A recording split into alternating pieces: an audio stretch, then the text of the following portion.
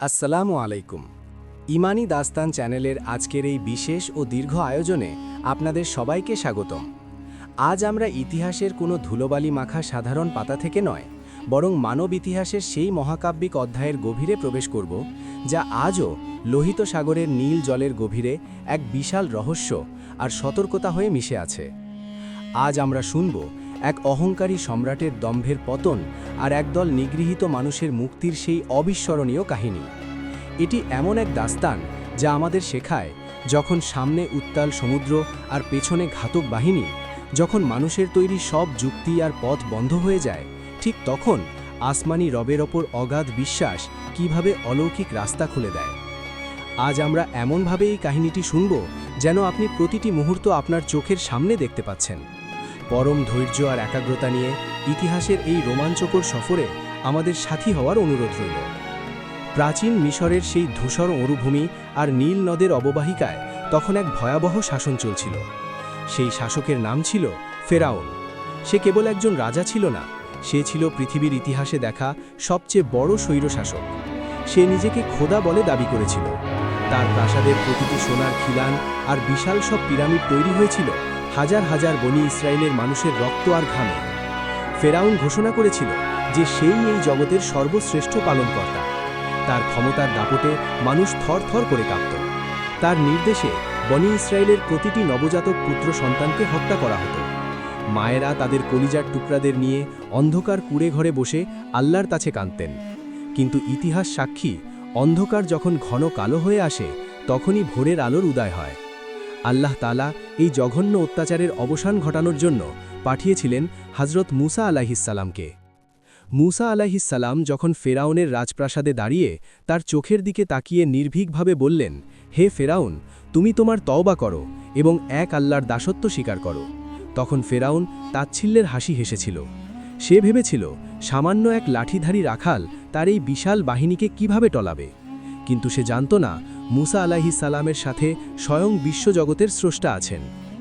একের পর এক আল্লাহর পক্ষ থেকে 9টি বড় নিদর্শন ফেরাউনের সামনে তুলে ধরা হলো। কখনো পঙ্গপাল এসে মিশরের সব শস্য সাবার করে দিল, কখনো মিশরের নীল নদের পানি রক্তে পরিণত হলো, কখনো সারা দেশ ব্যাঙে ভরে গেল। ফেরাউন প্রতিটি আজাবের সময় মুসা আলাইহিসসালামকে বলতো, তুমি তোমার রবের কাছে দোয়া করো যেন এই আজাব চলে যায়, তাহলে আমি তোমাদের মুক্তি দেব। কিন্তু আজাব চলে গেলেই সে আবার তার পুরনো রূপে ফিরে আসত। অবশেষে যখন ফেরাউনের সীমালঙ্ঘন আসমান ছুঁয়ে ফেলল, তখন আল্লাহর চূড়ান্ত ফয়সালা চলে এলো। সেই রাতটি ছিল অদ্ভুত রকমের শান্ত। আল্লাহ তাআলা মুসা আলাইহিসসালামকে নির্দেশ দিলেন, হে মুসা, আমার বান্দাদের নিয়ে রাতের অন্ধকারে মিশর ত্যাগ করো। বনি ইসরায়েলের হাজার হাজার মানুষ, যাদের মধ্যে ছিল দুধের শিশু, বৃদ্ধ মানুষ আর নারীরা, তারা তাদের সামান্য কিছু সম্বল নিয়ে চুপি চুপি ঘর ছাড়ল। মরুভূমির সেই হিম শীতল রাতে বনি ইসরায়েলের কাফেলা এগিয়ে চলল। তাদের মনে একদিকে মুক্তির আনন্দ, অন্যদিকে এক অজানা আতঙ্ক। ভোরের আলো ফোটার আগেই ফেরাউনের চরেরা রাজপ্রাসাদে খবর পৌঁছে দিল যে বনি ইসরায়েল পালিয়েছে। ফেরাউনের ক্রোধ এবার অগ্নিগিরির মতো ফেটে পড়ল।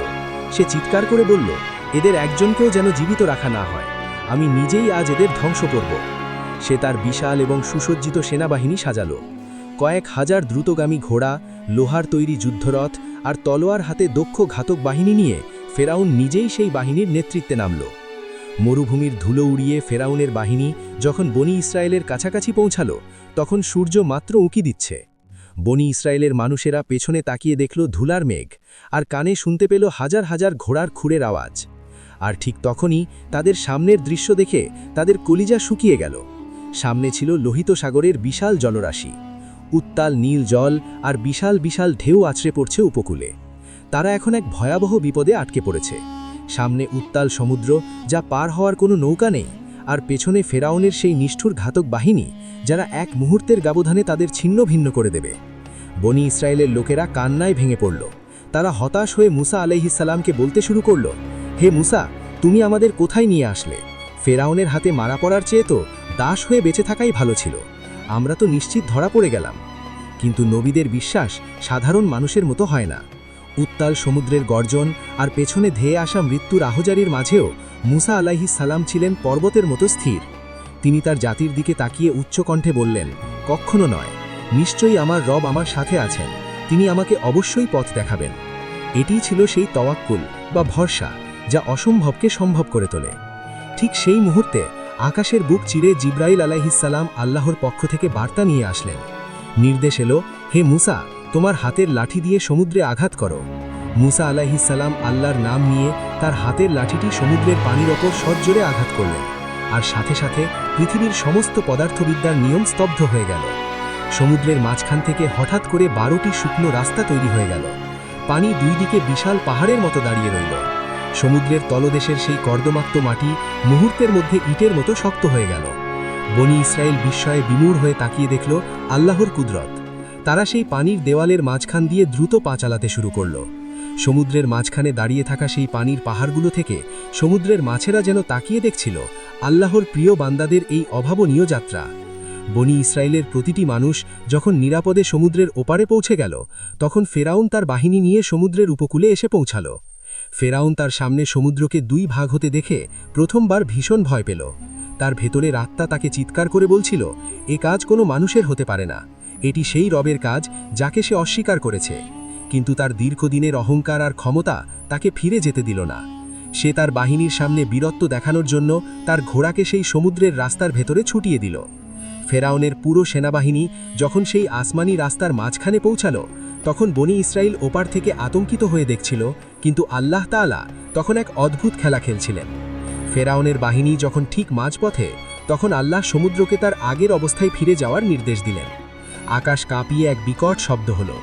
সমুদ্রের সেই স্থির হয়ে থাকা পানির পাহাড়গুলো এক নিমিষে ভেঙে পড়ল ফেরাউনের বাহিনীর ওপর। কয়েক লক্ষ টন নীল জলরাশি যখন তাদের ওপর আছড়ে পড়ল, তখন ফেরাউনের দামি রথগুলো খেলনার মতো চূর্ণ বিচূর্ণ হয়ে গেল। তার সুসজ্জিত সেনারা বাঁচার জন্য আর্তনাদ করতে শুরু করল, কিন্তু সেই গভীর সমুদ্রে তাদের সাহায্য করার মতো কেউ ছিল না। ফেরাউন বুঝতে পারল তার খেলা শেষ। যখন নীল জল তার গলা পর্যন্ত পৌঁছে গেল এবং তার মৃত্যু নিশ্চিত হয়ে গেল, তখন সে চিৎকার করে বলল, আমি এখন বিশ্বাস করলাম বনি ইসরায়েল যে রবের উপর ঈমান এনেছে তিনি ছাড়া আর কোনো ইলাহ নেই, এবং আমি তার প্রতি আত্মসমর্পণ করছি। কিন্তু তখন অনেক দেরি হয়ে গিয়েছিল। জিব্রাইল আলাইহিসসালাম সাগরের তলার কাদা নিয়ে ফেরাউনের মুখে ঠেসে দিলেন, যাতে সে আর তওবা করার সুযোগ না পায়। ফেরাউন তার সারা জীবন মানুষকে বলেছে সেই খোদা, কিন্তু আজ সে এক মুঠো কাদা আর পানির কাছে পরাজিত। আল্লাহ ফেরাউনের আত্মা কবুল করলেন না, কিন্তু তার মৃতদেহকে এক বড় নিদর্শন হিসেবে রেখে দিলেন।